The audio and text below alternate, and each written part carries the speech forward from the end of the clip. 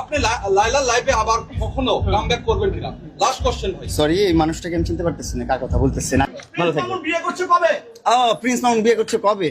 ইতিমধ্যে অনেকে কমেন্ট করতেছে যে আপনি নাকি বিশ্ব প্রেমিক হিসেবে আমার সাথে বিশ্ব প্রেমিক হিসাবে আমি কেন পাবো? যারা প্রতিদিন দিন বদলায় আর মানুষ বদলায় তারা হচ্ছে বিশ্ব প্রেমিক হবে, তারা হচ্ছে লাভগুরু হবে। আমরা বদলাই না, আমরা একটাই ধরবো, একটাই রাখবো, একটাকেই বিয়ে করবো ইনশাআল্লাহ। এবং সর্বশেষ প্রশ্ন এই কইরে জিহাদ মামুন, সর্বশেষ আপনার কাছে প্রশ্ন, বোমটা নিচে নামান ভাই। সর্বশেষ প্রশ্ন, আপনি লাইলার লাইভে আবার কখনো কামব্যাক করবেন কিনা?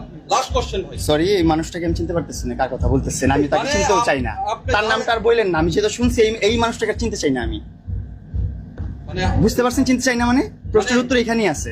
আর কি যাওয়ার কোনো সম্ভাবনা আছে কি? চিনি তো না, চিনতেও চাই না জীবনে আমার। আপনি একটা সময় তার এর আগে এটা এরপরে যদি আমাকে দেখেন আপনারা জন্ম সম্মুখে যা ইচ্ছা তার শাস্তি আমাকে দিয়েন, আমি মাথা ব্যথা নিব। ঠিক আছে, ভালো থাকবেন। বিয়ে করছে কবে? প্রিন্স মামুন বিয়ে করছে কবে? ওটা কোয়েশ্চেন।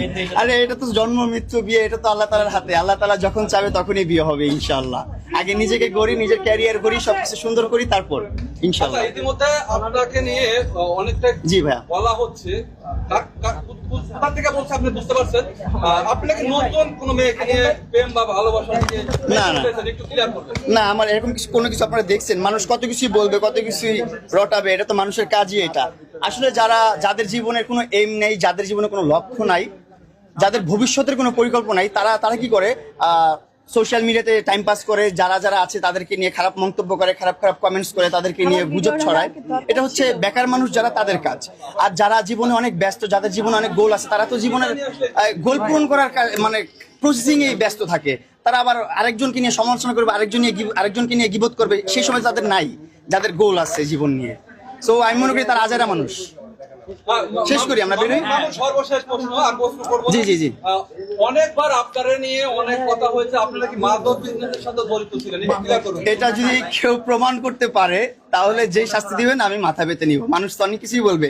আর আমি আপনাদের সাংবাদিক ভাইদের কাছে একটা রিকোয়েস্ট করবো, এখানে অনেক সাংবাদিক ভাইরাই আছেন, আপনারা যখন একটা নিউজ করবেন, একটা প্রশ্ন বা একটা কথা যখন শুনবেন, সেই কথার এভিডেন্সটা অবশ্যই আপনারা কালেক্ট করবেন। যে একটা মানুষ একজনের এগেইনস্টে কথা বলছে, অবশ্যই সেটার প্রুফ নিয়ে তারপর ওই নিউজটা পাবলিশ করবেন।